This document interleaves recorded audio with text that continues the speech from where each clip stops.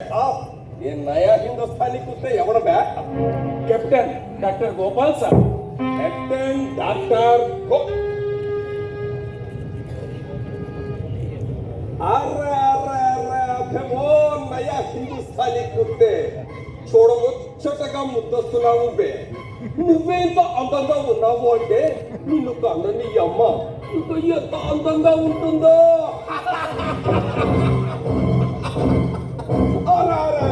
మీ అమ్మ ఫోటో ఉంటే ఒక్కసారి చూపించుమే రాత్రికి మీ అమ్మని తలుచుకుంటూ నా కళ్ళలోకి రమ్మని పిలుస్తాను పిలవండి సార్, పిలవండి. మా అమ్మైనా మీ అమ్మైనా ఈ ప్రపంచంలో ఎవరి అమ్మైనా సరే అమ్మకు మించిన అందమైన ఆడది ఈ లోకంలో ఎక్కడ కనిపించదు. ఏ కొడుకు దృష్టిలోనైనా సరే. ఏం మాట్లాడుతున్నావు మా అమ్మలో మీ అమ్మను చూసుకుంటాను అనడం నిజంగా మీ గొప్పతనం సార్. మీ అమ్మలో మా అమ్మను చూడటం కాదు బే మీ అమ్మ పట్టలో పడుకుంటానంటున్నాను బే. పడుకోండి సార్, పడుకోండి. అమ్మ పక్కలో పడుకోకుండా ఏ మగాడు కొడుకు అనిపించుకోడు కదా. నీ మాటలతో నా తిక్కరగలతో రేగితే నిన్నెక్కడికెక్కడ కాల్చిపోరేస్తాను. కాల్చేయండి సార్. ఒక అన్న చేతిలో తమ్ముడుగా చావడానికి నేను సిద్ధంగా ఉన్నాను. అక్కు నేను ఇంత నీచంగా మాట్లాడుతున్నా తిరిగి నన్ను తిట్టాలనే పోసు నీకు పుట్టడం లేదు బే. మీరు నీచంగా కాదు, నిజమే మాట్లాడుతున్నారు. ఏం నిజం మాట్లాడుతున్నావు? నిజమే మాట్లాడుతున్నారు. మా అమ్మ పక్కలో పడుకుంటాను అన్నప్పుడే మీరు నాకంటే వయసులో పెద్దవారు కనుక నాకు అన్న అయిపోయారు. అందుకే మీరేమన్నా నాకు కోపం రాదు. ఒక అన్న తమ్ముడితో ఆడుకుంటున్నంత ఆనందంగా ఉంది సార్.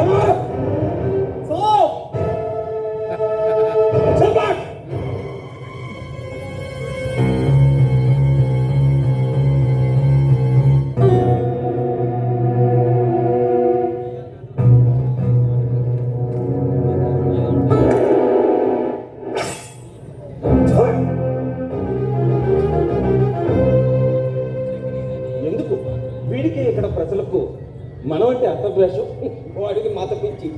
ఇక్కడ ప్రజలు వారు దేశాన్ని మనం అన్యాయంగా ఆక్రమించుకున్నాం మనం. అయినా ఆ గ్రామస్తులు బోర్డర్ ఫెన్సింగ్ వరకు ఎలా రాగలుగుతున్నారు?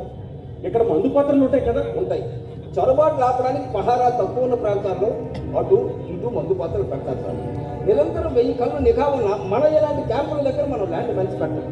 ఇక వారంటారా ఆ గ్రామానికి చెందిన పొలాలన్నీ ఈ కంచి కానుకునే ఉన్నాయి కనుక మీరు మందు పాత్రలు పెడితే మేము ఎలా వ్యవసాయం చేయగలము అని వారు అడ్డుపడ్డారు. కార్పొరేట్లు వెనక్కి తగ్గి ఈ ఏరియా కాపలా కమాండర్గా కార్పొరేటర్ ముస్మాన్ ఖాన్ గారిని వాడి మాటలు విన్నాక వాడికి నువ్వు నాకు వాడు బాగా తెలుస్తావు. నేను ఈ ప్రాంతంలో చాలా కాలం పనిచేశాను కనుక ఇటు ఆర్మీ వాళ్ళు అటు ప్రజల్లో చాలా మంది తెలుసు. నాయకుడు నేను వచ్చి చాలా టైం అయింది. రాత్రికి మెస్లో కలుగుతాను. ఓకే?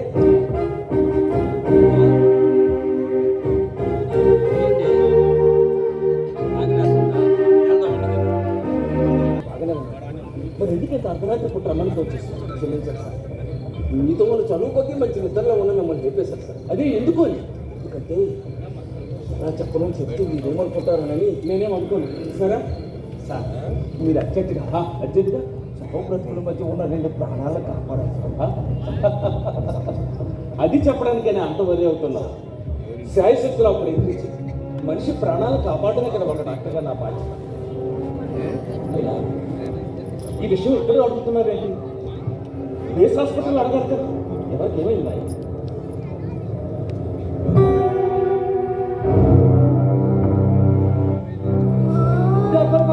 डॉक्टर मिला कि नहीं?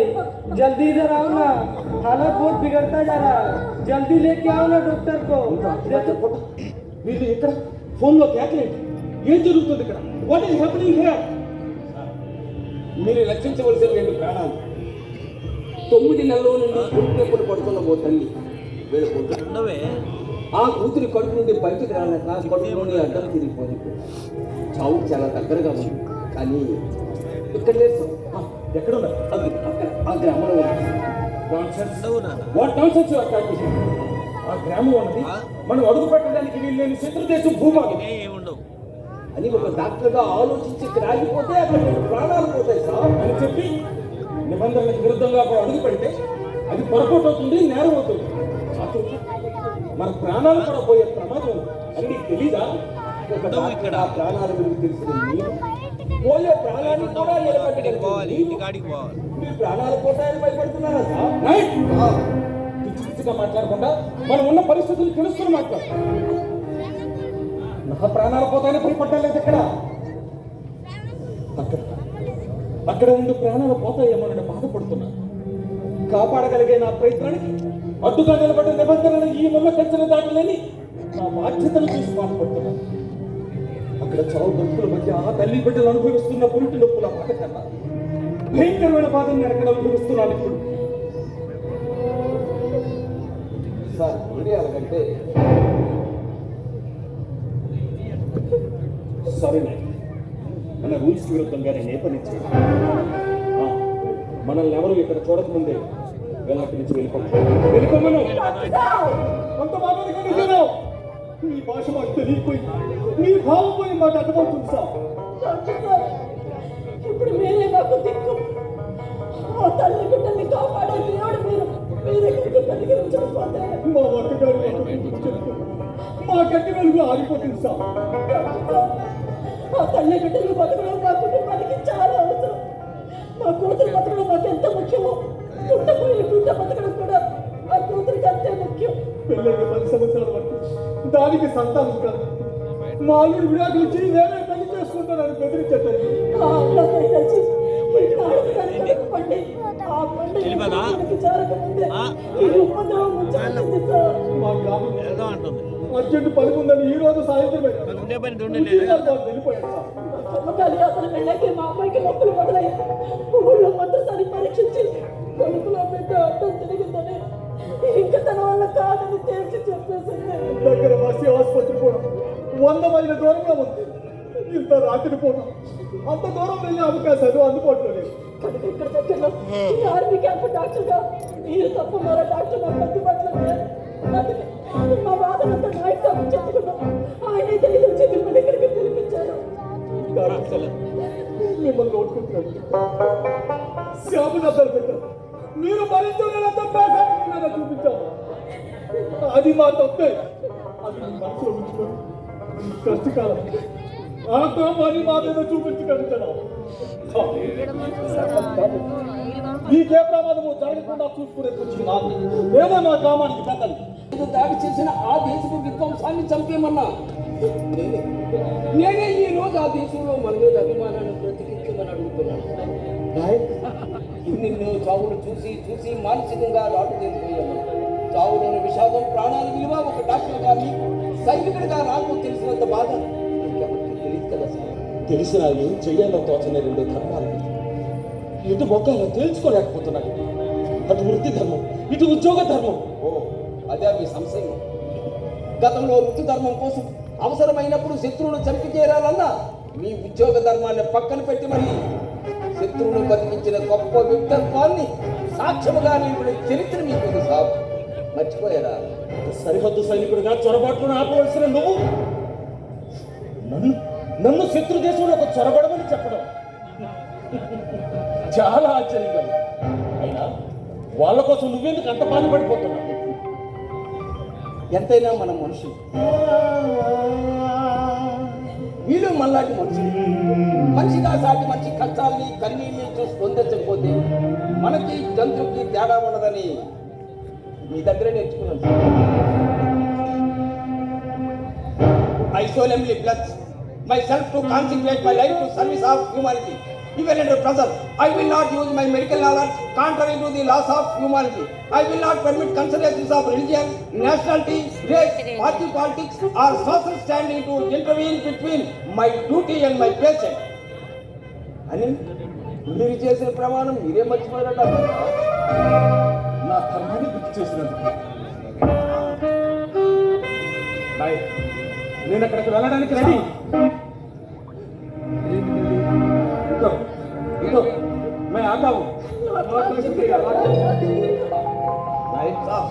నేను రెడీ, కానీ ఈ ముళ్ళ కంచెని ఎలా దాటాలో నువ్వే చెప్పాలి. మరి అటువైపు నుండి చొరబాటుదారులు ఇటువైపు ఎలా వస్తున్నారు, అలాగే ఇటువైపు నుండి మనం కూడా అటువైపు వెళ్ళగలం. ఆ సంగతి నేను చూసుకుంటాను. నలభై సార్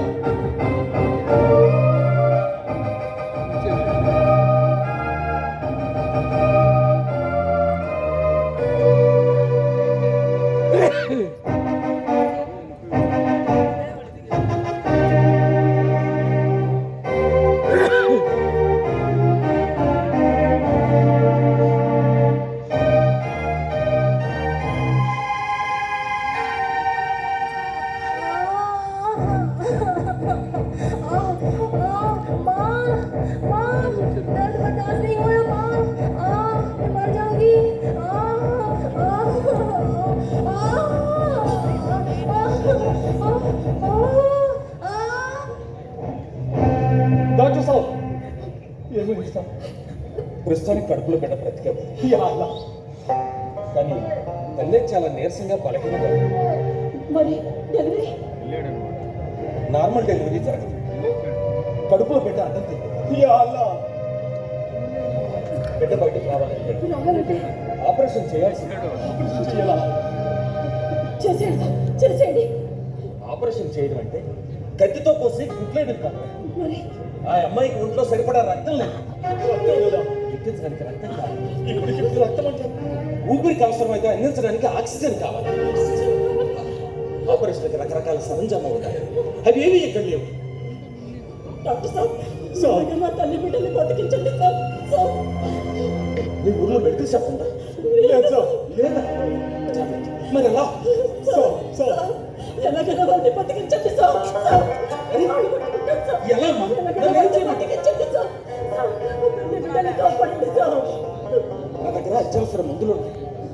ఒక డాక్టర్గా నా ఎక్స్పీరియన్స్ సిజేరియన్ చేసి బిడ్డలు బయటకు తెస్తాను. కానీ ఒక డాక్టర్గా మీ కూతురు ప్రాణాలకు నేను గ్యారంటీ ఇవ్వలేదు. ఎలాగైనా నా కూతురు రక్షించాడు సార్. మీరు ఎలాగంటే మాకు దిక్కేవు సార్.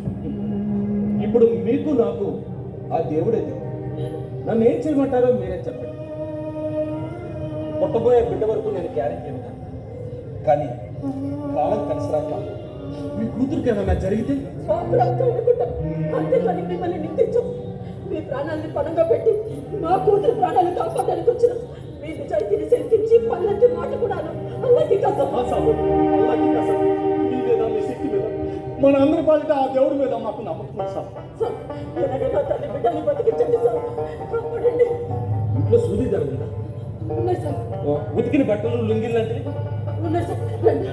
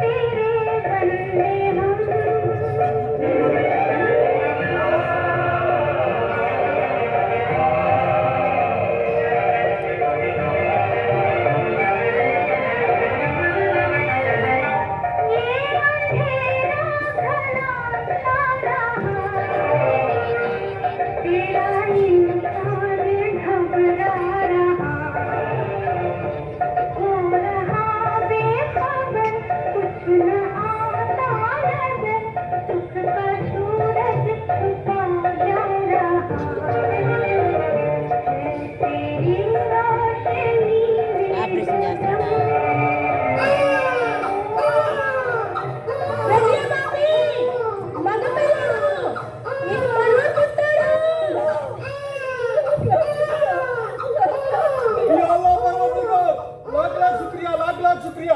అందరూ వినండి, నాకు మనవడు పుట్టాడు.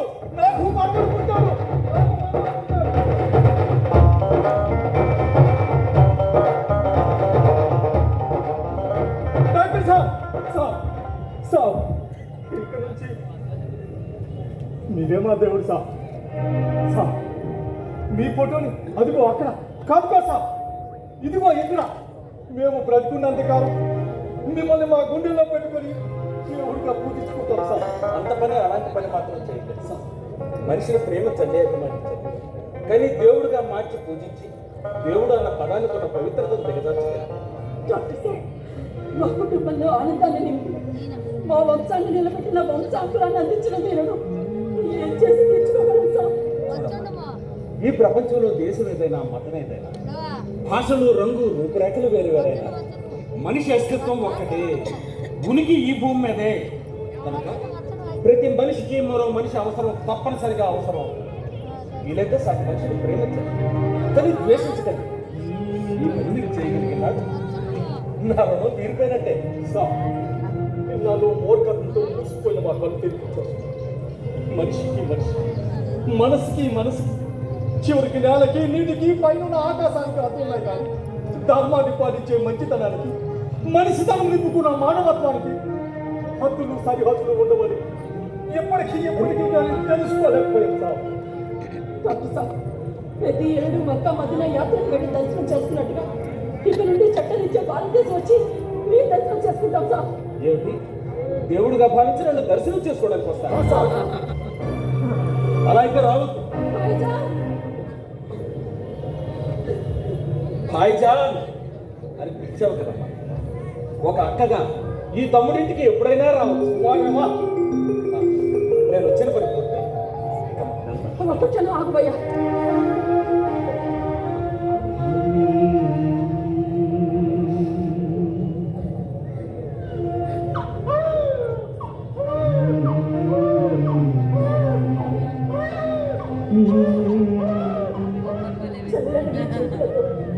ప్రేమ నిండిన మీ దయార్థ హృదయంతో ఇది నిండు నూనెండు బతుకలని ఆశీర్వదించుకోవాలి.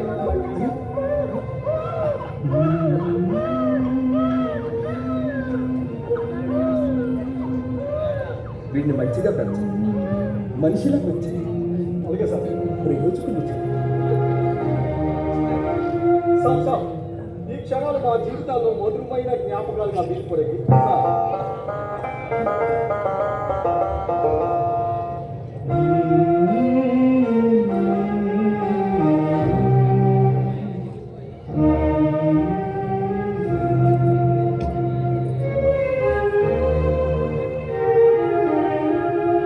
చాలా నీరసంగా బలహీనంగా ఉంది. వీలైన తొందరగా దగ్గరలో ఉన్న హాస్పిటల్ చూడొచ్చు. అలాగే సార్. చేతికి పలచబడుతుంది. నేను బయలుదేరి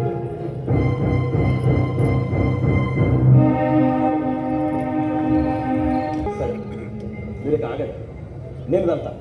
సార్, మీకు వీడిపోలు పలకడానికి మా మనసు ఒప్పుకోవడం కానీ విడిపోక తపస్సు.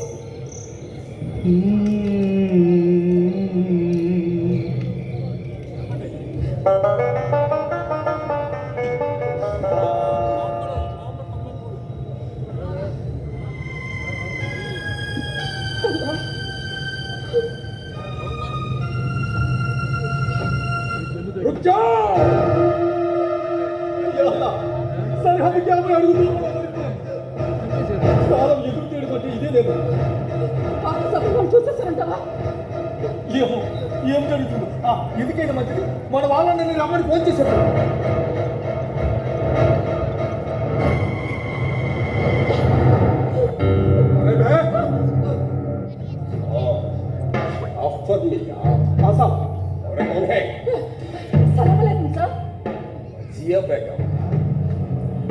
మీరు ఎక్కడేం చేస్తున్నారు? సార్, పొలానికి నీరు పెట్టడానికి వచ్చాం సార్. పొలానికి నీరు పెట్టడానికి వచ్చారా? సార్. ठीक है, जा जा जा।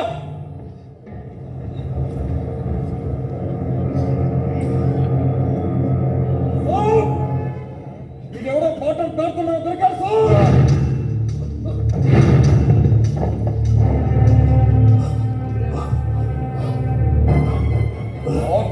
అతిథి దొరికాడా?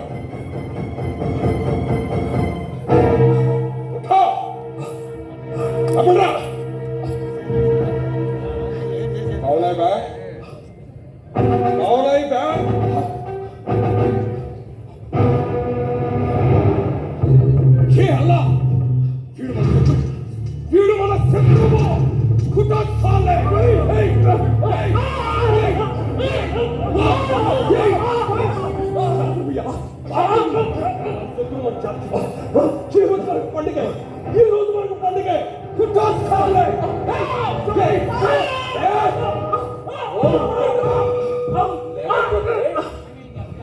వీడి చాపు కేకల్లో వినిపించే విరసంపైన సంగీతంలో మధ్య నాకు దొరకదు. అయినా ఈ పని మనకు కొత్తేమీ కాదు కదా. మన సరిహద్దులు దాటి మన చేతికి చిక్కిన నీటిలో జాలారులైనా, ఆకాశంలో విమానం కూలి నేలకు దిగిన పైలట్నైనా, ఇలా మన చేతికి దొరికిన ఏ చొరబాటుదారునైనా ముందు చితగపాటి తరువాతే కదా మాట్లాడతాం.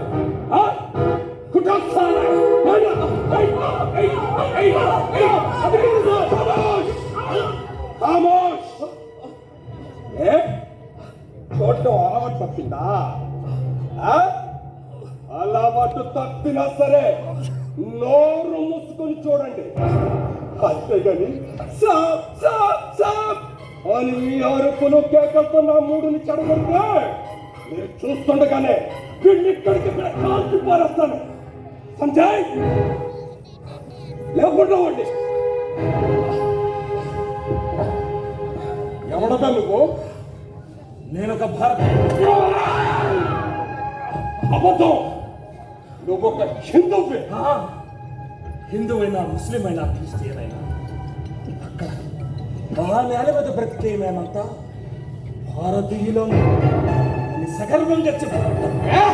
అలా చెప్పుకునే మీరందరూ గర్భ శత్రువులు. అక్కడ హిందుస్థాన్, ఇక్కడ పాకిస్తాన్ గా బ్రతికే మనమంతా ఒక తల్లి గర్భం నుంచి వచ్చిన సహోదరులమని అప్పుడే మర్చిపోయావా భాయ్ సాబ్?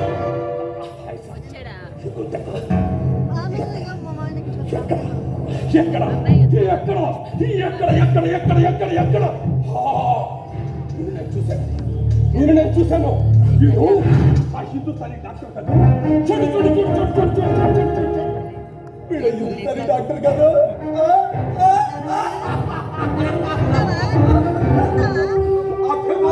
डॉक्टर उस दिन का हाथ का मिल गया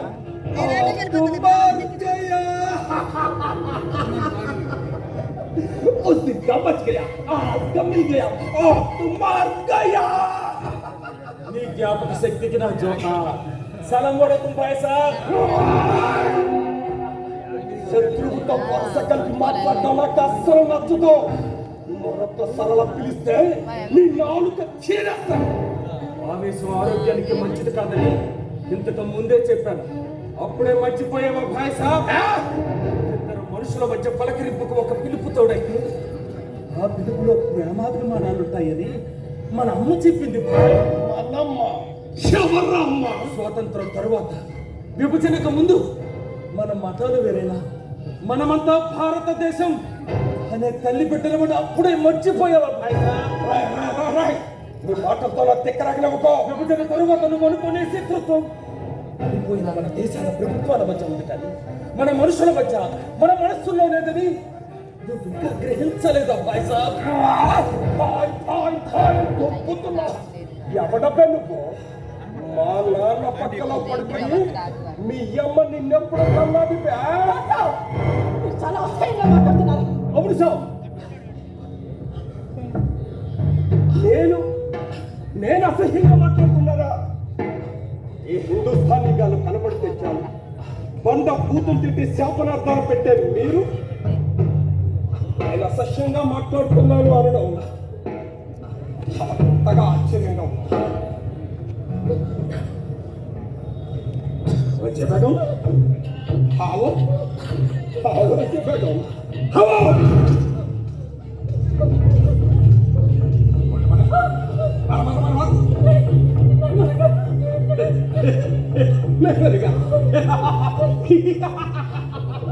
जाफर भैया